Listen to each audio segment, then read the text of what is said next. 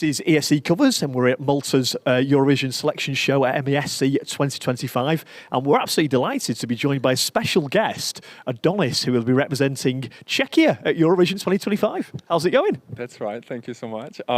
It's going really, really well. I'm really enjoying the whole production, the whole night, all the acts, and I'm really looking forward to my interval performance. So, yeah. Absolutely. We've treated it. It's a special fun for people that follow the Eurovision national finals, because a lot of, obviously, your song's not released just yet, and people tonight are getting to see the very first experience of what the song's going to pan out. We saw like in a sort of acoustic performance, just you and the piano, basically. What's the full song going to be like? Is it similar, or is it going to be more upbeat or dancey, or a little bit of a remix, more people? What are we going to expect to see? Yes, as you're saying, tonight we're just giving a little preview.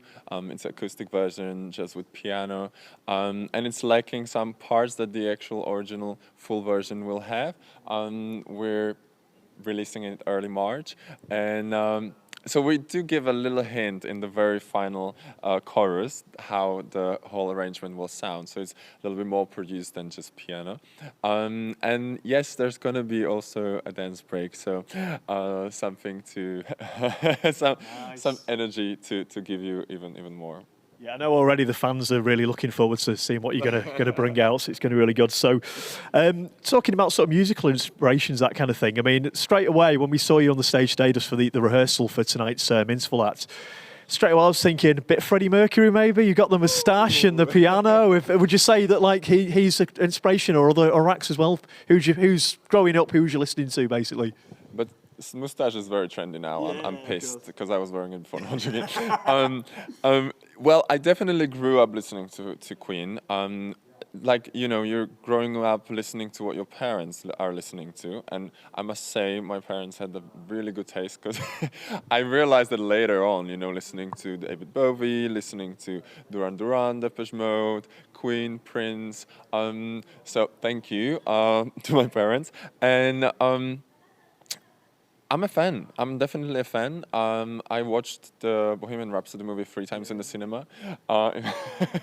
And I'm not sure my vocal performance or my vocal ability is like Freddie's. I think there is no one else like Freddie. So I wouldn't, you know, allow myself to compare myself vocally to Freddie.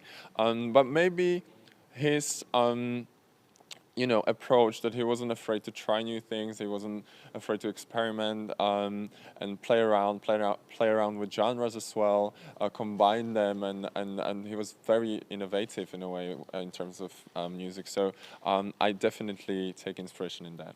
Absolutely, of course, Bohemian Rhapsody was like sort of 5 songs in one, fantastic. So, obviously yourself, you're multi-talented. You do modelling as well as singing as well. With your outfit as well, it's fantastic. Is this what we're going to see in Basel? Is it going to be something special and fresh for then? So I love styling, and I obviously love fashion. So I'm not going to reveal what I'm going to bring just yet on the stage, but I think you can definitely look forward to looks at every stop where we come. And it also, you know, it kind of boosts your performance as well. If you feel great in what you're wearing, it does add to your confidence and to the whole performance. So I think that's a very essential part, especially for me. Yeah, people are going to look to you as well. Will it just be you solo on stage, or are you going to have other people? Is it kind of, you're still working on the performance, I'm guessing, or still bits of tweaking? Yes, we're still working that out, but I do believe we will have dancers, because there is this dance break moment. So at least 4, since the limit is 6 with the artist. Cool. So you won Superstar in Czechia as well. How did you come to get picked for Eurovision? Because obviously there's no national final this year. How did they choose you? Was it a record label, or did the TV company, production company, contact you? Or so they actually decided this year to go the Swiss way, which is having the internal selection, having the international jury to choose from the bunch of songs that were applied. I think it was around 150. And then they just tape you down to top 15, top 10, top 5. And they were also using these focus groups from foreign countries, and then the Czech jury. So it was like a combination of all of these 3 entries, really, and that gave them the results. So I wasn't nominated. I actually went through this process when there are letting you know, okay, you passed the top 15, okay, you passed the top 10, okay, you passed the top 5. And that's a little stressful in a way that it lasted for almost 3 months. So you are kind of in a limbo. You don't know, am I going, am I not going, am I releasing a different songs, an album, what am I doing? So I was in a way very relieved when when I got the news. Obviously extremely excited, but also relieved, like, okay, so now I know what I'm doing, Eurovision's happening, and let's go. Yeah. Cool. And you've got another background as well from other countries. Well, do you want to tell us about that? Background from other countries, like me living in London or me living in the UK. Right. Yeah, you was in the UK. Yeah, I studied songwriting and vocal performance at the British and Irish Music Institute, Modern Music Institute in London.